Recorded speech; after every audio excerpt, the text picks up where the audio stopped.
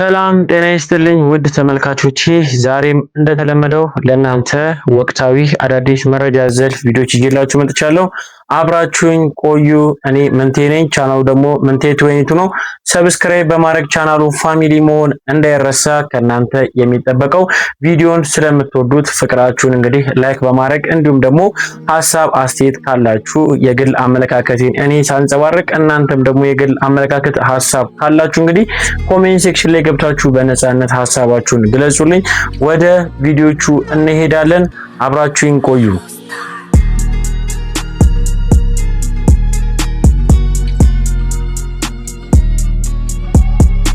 በቅድሚያም ቤተሰቦች እጅግ በጣም ልብ የሚነካ ልብ የሚሰብር ለሀገርም ደግሞ ኪሳራ ሊሆን የሚችል አንድ መረጃ ደርሶናል። እስቲ እሱን ልጋብዛችሁና ሀሳባችንን እንሰጥበታለን። ነፍስ ይማር። እጅግ አሳዛኝ የተባለ ዜና ተሰምቷል። በኢትዮጵያ ባህልና ቱሪዝም ዘርፍ ለረጅም ዓመታት በጋዜጠኝነት ሙያ ሲያገለግል የነበረው ጋዜጠኛ ዘሪሁን ግርማ ከዚህ ዓለም በሞት መለየቱ ተሰምቷል። ጋዜጠኛ ዘሪሁን ግርማ በሙያው የሀገራችን የቱሪስት መስህቦች፣ ታሪካዊ ቅርሶችና ባህላዊ እሴቶች ለዓለም ለማስተዋወቅ በነበረው ከፍተኛ ፍቅርና ቁርጠኝነት ይታወቅም ነበረም። ለወዳጅ ዘመዶቹ እንዲሁም ለአድናቂዎቹ መጽናናትን እንመኛለን። ነፍስ ይማር። በኢትዮጵያ ባህልና ቱሪዝም በጋዜጠኝነት ለረጅም ዓመታት እንግዲህ ባለው አቅም ሁሉ ሲያገለግል ቆይቷል። ጋዜጠኛ ዘሪሁን ግርማ እንግዲህ ከዛም ባሻገር የሀገራችንን ባህል ወግም እንዲሁም ደግሞ ቅርሶቻችንንም ለዓለም እንግዲህ በማሳየት ወይም ደግሞ እንዲደርስ በማድረግ የሀገራችንን የቱሪዝም ዘርፍን እንግዲህ አንድ ደረጃ ከፍ ማድረግ እንዲሁም ደግሞ መነቃቃት እንዲኖረው ካረጉ አንጋፋ ሰዎች መካከል አንዱ ነውና እጅግ በጣም ይህ መረጃ ለሀገር ትልቅ ኪሳራ ነው የእሱ ህልፈትን ተከትሎ። ምክንያቱም በቀሪው እድሜዎቹም እንኳን ራሱ ከዚህ በኋላ ቢያገለግል በርከት ያሉ ስራዎችን መስራት የሚችል አንዱ አንጋፋ ጋዜጠኛ ነውና እጅግ በጣም ያሳዝናል። በተጨማሪም በትላንትናው ዕለት እንግዲህ ከሰማናቸው አሳዛኝ ዜናዎች መካከል አንዱ ይሄ ነው። እንግዲህ ትላንትና በስራ ላይ ሆኖ እስከ ግማሽ ቀን ያገለገለ ሲሆን ወደ መኖሪያ ቤቱ ሲሄድ 5ኛ ፎቅ ላይ በሚገኘው መኖሪያ ቤቱ እየወጣ ባለ ሰዓት 4ኛ ፎቅ ላይ የድካም ስሜት ተሰምቶት ለልጁ በመደወል እርዳታ ጠየቀ። ልጅየውም እንግዲህ ጎረቤቶችን ሰብስባ ወደሱ በመምጣት ወደ ሆስፒታል ቢወስዱትም ሐኪም ቤት ሳይደርስ እንግዲህ ህይወቱ በመሃል ማለፉ መረጃዎች ወጥቷል። እጅግ በጣም ያሳዝናል። ምናልባት ቀደም ብሎ እንግዲህ እርዳታ ቢደረግለት የመትረፍ እድል እንደነበረው እንግዲህ ብዙዎች ሀሳባቸውን እየሰጡበት ይገኛል። እጅግ በጣም ያሳዝናል። እንደ ሀገር እንግዲህ ትልቅ ሰው ነው ያጣ ነው። ለሀገር የሚጠቅም ለሀገር ከመጥቀም አልፎ እንግዲህ የሀገራችንን ቱሪዝምን አንድ ደረጃ ከፍ ማድረግ የሚችል አቅም ያለው በመሆኑ እጅግ በጣም ያሳዝናል። እንግዲህ እኔ ከዚህ ጋር ለወዳጆቹ በዙሪያ ያሉትም እንግዲህ ቤተሰቦቹም ዘመዶቹ ሊሆኑ ይችላሉ የሱም አድናቂዎች እንግዲህ መጽናናቱን እመኛለሁ። ነፍስን በአጸደ ገነት ያርግ ለማለት ፈልጋለሁ። ሀሳብ አስተያየት ካላችሁ እንግዲህ መልካም ምኞትም ካላችሁ ኮሜንት ሴክሽን ላይ በታጋሩኝ ብዬ ወደ እናንተ አሳልፍኩኝ። የመጀመሪያ ቀን የነፂ አይዞ አስኔ እንግዲህ ልንነጋገር ግድ ነው እንጂ ለሁላችንም በጣም ከባድ ነው።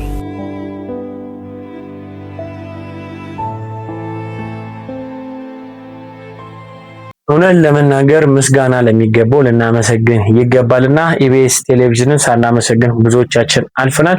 ያው የነፂ ሀዘን እንግዲህ በብዙዎቻችን ቤት እንደራሳችን ሀዘን ሆኖ ብዙዎቻችን እንግዲህ ትኩረታችንን ሳንሰጣቸው ያለፍናቸው በርከት ያሉ ጉዳዮች አሉ። ከነሱ መካከል ኢቢኤስ ቴሌቪዥን እንግዲህ ለነፃነት ቤተሰቦች የዋለው ውለታ አለ። እሱም ምንድነው? ከቴሌቪዥን እይታ ወይም ደግሞ ከዩቲዩብ የሚያገኙትን በነፃነት ጉዳይ የተሰሩ ማንኛውም ቪዲዮዎችን እንግዲህ ለሱ ገቢ ለማድረግ ወይም ለቤተሰቦቹ ድጋፍ ለማድረግ ተስማምቷልና እጅግ በጣም ደስ የሚል መረጃ ነው። ቤተሰቦቹን እንግዲህ ነፃነት ባይኖርም አሁንም ለቤተሰቦቹ ማድረግ ያለባቸውን ያህል እንግዲህ ያቅማቸውን ደግፏል፣ ያቅማቸውን ረድተዋልና ኢቢኤስ ቴሌቪዥን ሊሰጠው የሚገባውን ክሬዲትን ሳይሰጥ ስለታለፈ እኔ ከዚህ ጋር ኢቢኤስ ቴሌቪዥንን ልናመሰግነው ይገባል። የነፃነት ቤተሰቦች እንግዲህ አሁን ላይም በተለያየ እርዳታ እየተረዱ ይገኛሉ።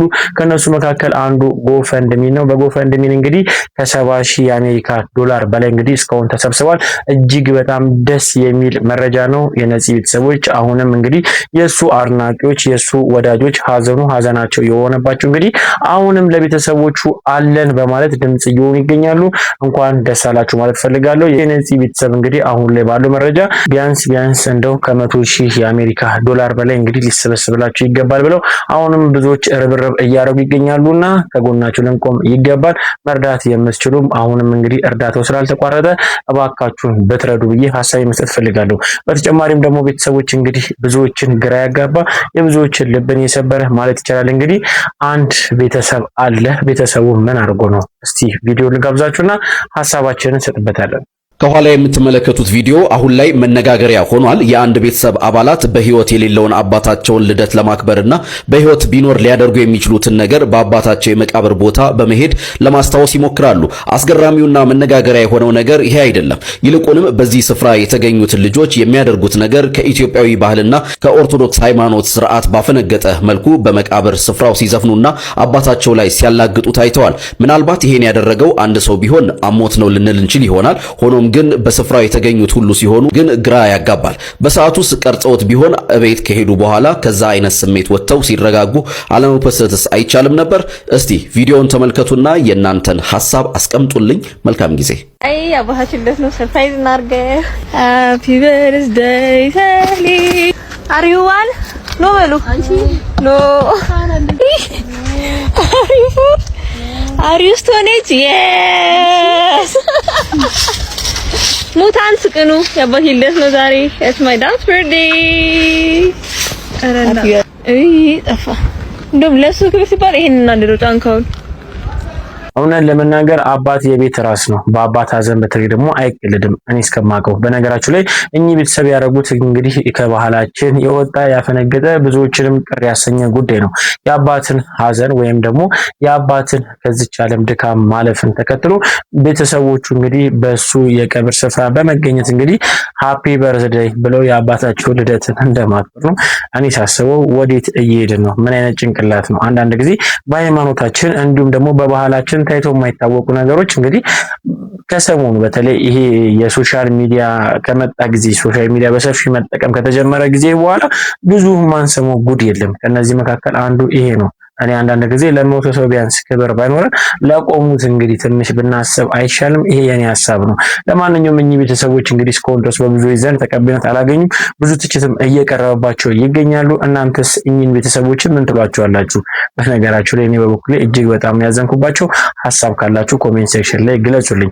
በተጨማሪም ደግሞ የህፃን ማክቤር ወይም ደግሞ አርቲስት ህፃን ያው እኛ ህፃን ብለን ስለምንጠራት ነው እንግዲህ የእሷ ጉዳይ አሁንም ብዙዎችን እያነጋገረ ይገኛል። ምንድነው የተፈጠረው?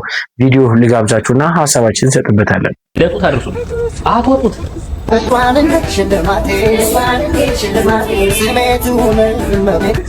ምንድነው ዘለመተኛት መጋደል? ከመቼው አጉጥጉጠህ ከመቼው ወደክ? ማን ነው በዚህ አካሄድ ከፈጠንክ እንቅፋት መጥቶ ትወድቃለህ። ከወደክ ደግሞ የሚያነሳ የለም።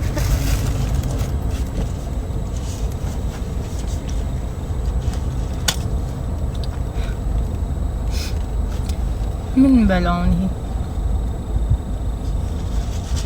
አንዳንድ ሰዎች ግን አማረብን ብላችሁ የምታደርጉት የምትሉት ሁላ ጠፍቶባችኋል።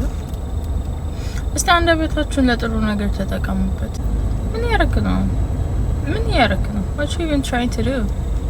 አያስቅም ባይዘው አያስቅም። ምንም ቁም ነገርም አያስጨብጥም፣ አያዝናና። ምንም በቃ ማይጠቅም ቪዲዮ ነው። Personally, I'm not trying to attack you, ግን ለልጅ ተወስብላት። ህፃን ልጅ ነች፣ ሁላችንም የሚያሳደግናት ልጅ ነች።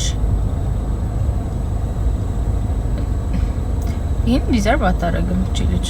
እንከባከባት፣ አይዞሽ በርቺ እደጊልን የምንላት አይነት ልጅ ነች እንጂ እንደዚህ ቦዲ ሼም ታረጋት አይነት ትልቅ ሴትዮ አይደለችም። ኦኬ ኖርማል መስሎ ከሆነ ኖርማል ግን አይደለም፣ ኖርማል አይደለም። እንደዚህ አይባልም።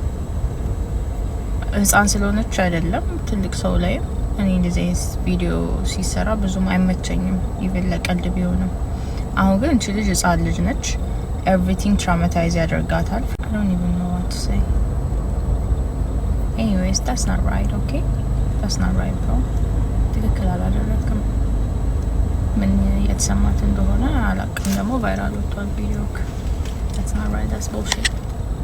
ሆነ ለመናገር እቺ ታዳጊ አርቲስት እንግዲህ ወደፊት ብዙ ስራዎች ከሷ ይጠበቃል። እንዲሁም ደግሞ በብዙ ስራዎቿ ብቻ ሳይሆን በተለያየ እንግዲህ አገልግሎት እንግዲህ ወደኛ ስትመጣም ነበረ ከእምነታዊ እንዲሁም ደግሞ ከእምነታዊ ውጪ በሆኑ ኮንተንቶችም እንግዲህ በቲክቶክ ፕላትፎርም ላይ በርከት ያሉ ቪዲዮዎችን ስታጋራ ነበረ። ብዙ ተስፋ የተጣለባት ወደፊት ብዙ ርቀት መጓዝ የምትችል ብዙ መንገድ የሚጠብቃት ታዳጊ አርቲስት ነችና እንደዚህ አይነት ድርጊትን የሚፈጽሙ ሰዎች እጅግ በጣም ያሳዝናል። በቅድሚያ እንግዲህ የሷን ኳሊቲ ነገርኳችሁ።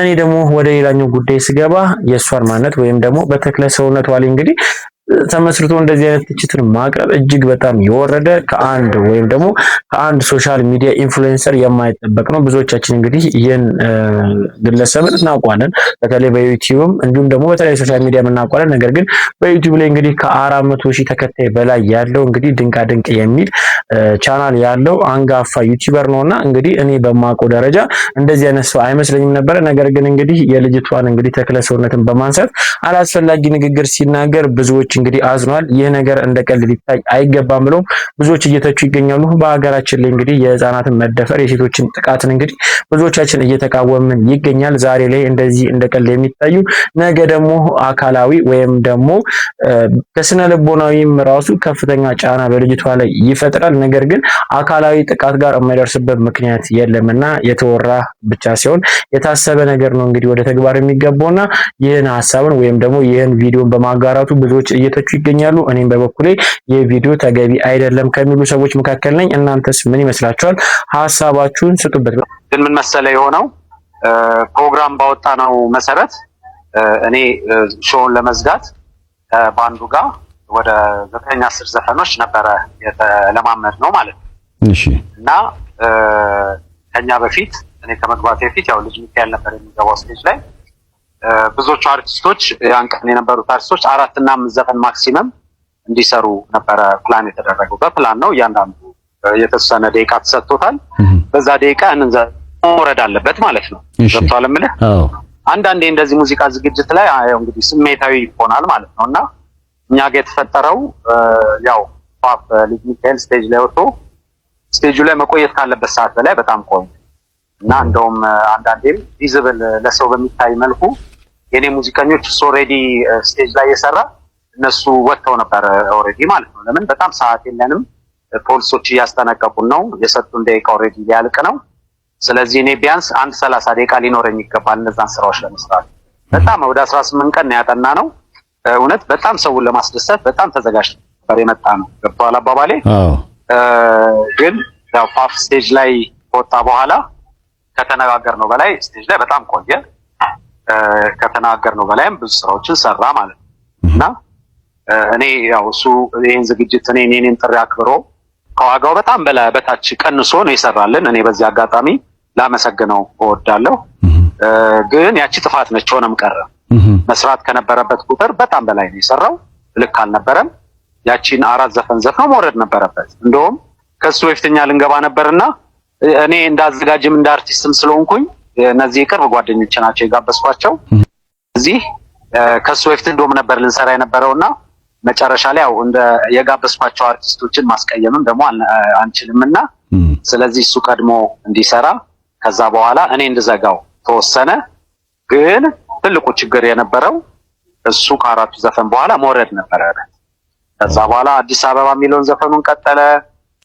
ጭቅጭቅም እንደው ሰው ስቴጅ ህዝቡም ታዳሚውም በጣም ኦብቪየስሊ በሚያየው ደረጃ እንደውም ጠብም ሊፈጠር ነበር ከሱ ዲጄ ጋር ማለት ነው የኔ ሙዚቀኞችና ዞሮ ዞሮ እንደዛ አይነት ነገር እንዳይፈጠር በተቻለ አቅም በሰላም ነገሩን እንዲህ ሞክረናል። ያ ነው የተፈጠረው ነገር። ከዛ በኋላ እኔ ስቴጅ ላይ ስወጣ ኦልሬዲ ሰዓት አልቋል። 2 ዘፈን ብቻ ነው የተፈቀደልህ ተባልኩ። በጉልበት ነው 4 ዘፈን። ለዛ ነው ጀምረን ሰውም ያያል እኮ ሙዚቃዎች ተጀምረው ከዛ ያቆምናቸው ነበረ። ለምን ሰዓት የለምና በየትኛው ዘፈን ብንዘጋ ይሻላል። እውነተኛንም አጣብቂኝ ቦታ ነው የገባነው። እንዳልኩ 18 ቀን ተለማምደናል። በጣም ጥሩ ዝግጅት አድርገናል። ወደ 13 ሰው የያዘ ባንድ ነው ይዘን የገባነው። የሚገርም ዝግጅት ነበረ እውነት። ግን ያንን እንደ ልባችን የኛ አድናቂዎች እንደሚፈልጉት እኛ እንደተዘጋጀንበት ማድረግ ግን አልቻልንም። ለምን በዛ ሰዓት በቃ የግዴታ መዝጋት ነበረብን። ያኔ የተፈጠረው እንግዲህ በዚህ እንትኑን እሱ ላይ ልጭን አይደለም፣ ግን እውነታው ግን ያ ነው። የምንወደው ጓደኛችን ነው። አክብሮኛን ግብዣ በመምጣቱ በጣም ደስተኛ ነን። ሁሉም አርቲስቶች ናቲማን በጣም ወደው ሁሉም በእውነት በእንትናቸው በፕሮግራማቸው ሰርተዋል። እዛሽ ጋር ግን እሱ ያንን ሰዓት መግፋቱ እኛ የምንፈልገውን ሰርተን እንዳንወርድ አረገን። እኔ ደግሞ በድምፃውያኖቹ መካከል የተፈጠረውን አለመግባባትን እንግዲህ ብዙዎች አንስቶ እየተዋዩበት ይገኛሉ። ሰይፉም እንግዲህ ካጋሮ መረጃ ጋር ተያይዞ ብዙዎች እንግዲህ ይህ በማዕከላቸው የተፈጠረውን አለመግባባት ቀላል ስለሆነ ራሳችሁ ቢፈቱት ብሎ ሀሳባቸውን ይሰጡ ይገኛሉ። እናንተስ ምን ይመስላችኋል? ለማንኛውም ሀሳብ ካላችሁ ኮሜንት ሴክሽን ላይ አጋሩበት። በተጨማሪ ደግሞ አገራችን እንግዲህ በርካታ ጀግኖች አሏት። በጣም ብዙ በርካታ ጀግኖች እንግዲህ ለሀገር ብዙ ውለታ የዋሉ ብዙ ጀግኖች አሉ። ከነሱ መካከል እንግዲህ በአባይ ግድብ ላይ እንግዲህ ለሙሉ ዓመታት ወይም ደግሞ አባይ ግድብ ተጀምሮ እስከሚፈጸም ድረስ ከአባይ ስራ ላይ ምንም ነገር ሙሉ ጊዜያቸውን ህይወታቸውን ማለት ይቻላል ሰጥተው ለብዙ ዓመት እንግዲህ ያገለገሉ አባት አሉ። ከእሳቸው ጋር ተያይዞ የወጣ መረጃ አለ። እስቲ ቪዲዮ ልጋብዛችሁና ሀሳባችንን እንሰጥበታለን። የአይን ህመም እንዴት ህይወትን ሊያሳጣ ይችላል? የድረስልኝ ተማጽኖ እንዴት ሰውስ በየቀኑ 4-5 ቪዲዮ እየሰራ ተመልካች ያጣል? ያውም 15000 ሰው ባጣነበት የህዳሴ ግድብን ሲገነባ የአይኑ በሽታ የጀመረበት አካባቢ ነበር። ታዲያ 15000 አንደኛ ሰው ልናጣ አሁንም ተመልካች አጥቶ አባት ልመና ላይ ነው። ነገር ግን እስካሁንም የተደረገለት ነገር የለም። እርግጥ ነው ሕክምና አግኝቷል። ነገር ግን ሁኔታው እየባሰ ለተሻለ ሕክምና ካልቀረበ አሁንም ህይወት አደጋ ላይ ነው። ደጋግ ኢትዮጵያውያን እባካችሁ ድረሱልኝ እያለ ይገኛል። መልካምነት ለራስ ነው የሚል አካውንት አለው። ከ115000 በላይም ተከታይ አለው። በየቀኑ ለኮንተንት ክሬተር እንኳን የሚከብደውን ልመና 4 እና 5 ቪዲዮ እኔ ህዳሴ ግድብ ላይ ስሰራ አይኔን ታምሜ ተመለስኩ ሰው ነኝ። ጉዳቱ እጅግ በጣም ከፋ ያለብኝና ህይወቴን ሊያሳጣኝ ይችላል። እባካችሁ ድረሱልኝ እያለ ይገኛል። ሀገር ለኮራችበት፣ ዓለም ለተደመመበት አሁን ለምናወራው የህዳሴ ግድብ አንድ የራሱን አሻራ ያስረፈ አንድ አባት፣ ለቤተሰቡ ደግሞ አንድ የቤቱ ምሰሶ የሆነ አንድ አባት፣ ለኛ ለኢትዮጵያን ደግሞ ካለኑ ሚሊዮኖች ህዝቦች አንድ ሰው፣ ምናልባትም በሚሊዮኖች ለምንቆጠረው ለኛ ይህን ሰው ማዳን ቀላል ነው። ታሪክ ለሰራንበት ለህዳሴው ግድብ ደግሞ እንደ አርማ ማየት ነው። ከዛም ባሻገር ላለበት ቤተሰብ ደግሞ ካስማነቱን ማስቀጠል ነውና እባካችሁ እዚህን አባት ጥሪ ችላም በለው። ምችሉትን ሁላ በመደገፍ ተባበሩት። ጊዜው ባክ አካውንቱና አድራሻውን አላወኩም።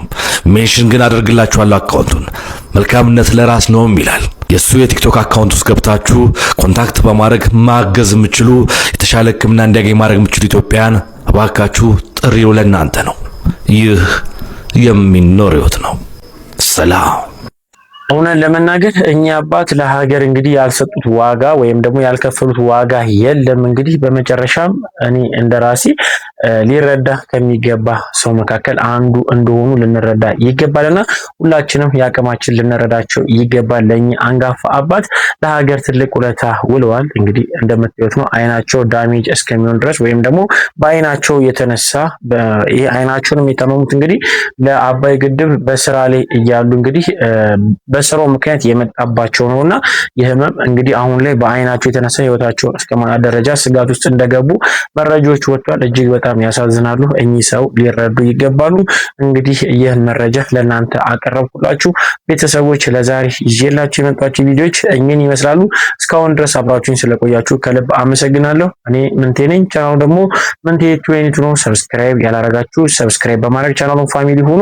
እንዲሁም ደግሞ ቪዲዮን እንደምትወዱት ወይም ደግሞ ላይክ አድርጋችሁ እንደጀመራችሁ ወይም ላይክ በማድረግ ፍቅራችሁን እንድትገልጹልኝ ከዚህ ጋር በትህትና እጠይቃችኋለሁ።